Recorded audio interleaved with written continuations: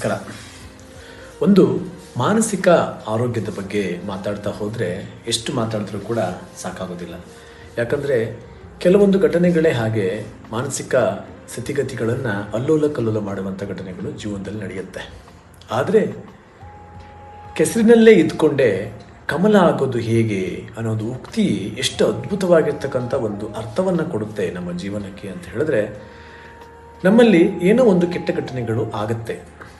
ಆ ಕೆಟ್ಟ ಘಟನೆಗಳನ್ನೇ ನಾವು ತಲೆಯಲ್ಲಿಟ್ಕೊಂಡು ಆ ಒಂದು ಕೆಟ್ಟ ಘಟನೆಗಳಿಂದ ಬೇರೆ ಒಂದು ವಿಷಯಗಳನ್ನು ಅವಲೋಕನಗಳನ್ನು ಮಾಡದಲ್ಲೇ ಪ್ರತಿಕ್ರಿಯಿಸುವಂಥದ್ದು ಹೇಗೆ ಬೇರೆ ಬೇರೆ ಥರದ ಸಮಸ್ಯೆಗಳನ್ನು ನಮ್ಮ ಜೀವನಕ್ಕೆ ಒಡ್ಡುತ್ತೆ. ಕೆಟ್ಟ ಘಟನೆಗಳನ್ನು ನಮ್ಮ ಮನಸ್ಸಿನಲ್ಲಿ ಇಟ್ಟುಕೊಳ್ಳೋದು ಅಂತ ಹೇಳಿದ್ರೆ ಕೆಸರನ್ನು ಕೈಯಲ್ಲಿ ಹಿಡ್ಕೊಂಡಂಗೆ. ಆ ಕೆಸರನ್ನು ನಾವು ಬೇರೆಯವರಿಗೆ ಇತರರಿಗೆ ಎರ್ಚುತ್ತೀವಿ ಅಂತ ಹೇಳಿದ್ರೆ ಮೊದಲು ಕೆಸರಾಗೋದು ಗಲೀಜಾಗೋದು ನಮ್ಮ ಕೈಯೇ ಹೊರತು ಅವರಲ್ಲ. ಒಂದು ಕೆಟ್ಟ ಘಟನೆಯನ್ನೇ ನಾವು ಯಾವಾಗಲೂ ನಮ್ಮ ಮನಸ್ಸಿನಲ್ಲಿ ಇಟ್ಕೊಂಡಾಗ ಅದು ನಮ್ಮ ಮಾನಸಿಕ ಆರೋಗ್ಯದ ಸ್ಥಿತಿಗತಿಗಳನ್ನು ಹದಗೆಡಿಸುತ್ತೆ.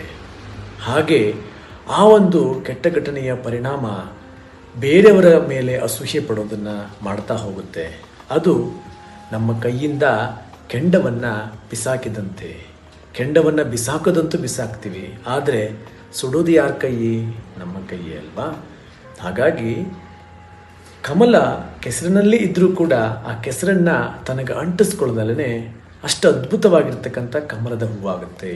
ಆ ಒಂದು ಸ್ವಚ್ಛತೆ ಇರುತ್ತೆ, ಅದರಲ್ಲಿ ಆ ಒಂದು ಸುಗಂಧ ಇರುತ್ತೆ. ಹಾಗೆ ಎಂಥ ಕೆಟ್ಟ ಘಟನೆಗಳು ನಮ್ಮ ಜೀವನದಲ್ಲಿ ನಡೆಯಬಹುದು.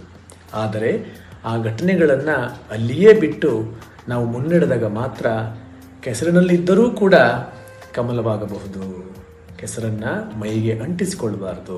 ಅಂಟಿಸಿಕೊಂಡಾಗ ಏನಾಗುತ್ತೆ, ಮಾನಸಿಕ ಸ್ಥಿತಿಗತಿಗಳು ನಮ್ಮ ತೆರನಲ್ಲಿ ಇರೋದಿಲ್ಲ. ಅದರಿಂದ ಬೇರೆಯವರಿಗೆ ಇತರರಿಗೆ ಕೆಟ್ಟದ್ದಾಗುತ್ತೆ ವಿನಃ ಒಳ್ಳೆಯದಾಗೋದಿಲ್ಲ. ಜೊತೆಗೆ ಅವೆಲ್ಲವೂ ಕೂಡ ನಮ್ಮ ಮಾನಸಿಕ ಸ್ಥಿತಿಗತಿಗಳನ್ನು ಹಾಳು ಮಾಡ್ತೇವೆ ವಿನಃ ಒಳ್ಳೆಯದಂತೂ ಮಾಡಲ್ಲ.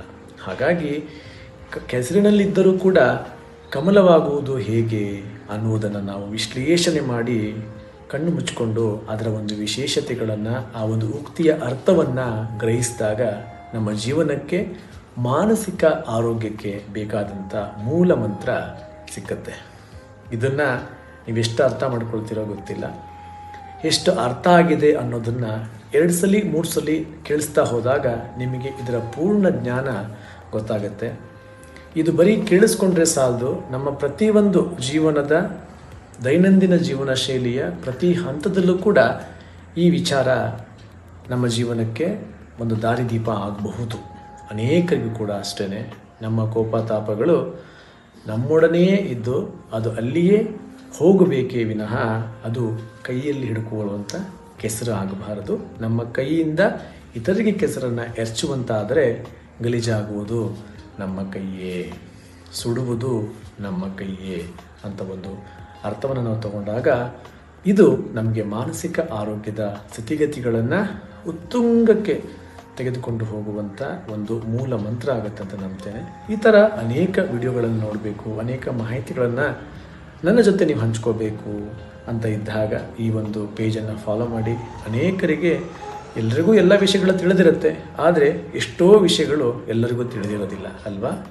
ತಿಳಿಸುವಂಥ ಕ್ರಿಯೆಗಳಲ್ಲಿ ನಾವೆಲ್ಲರೂ ಪಾಲ್ಗೊಳ್ಳೋಣ ಅಂತ ಹೇಳ್ತೇನೆ. ನಮಸ್ಕಾರ.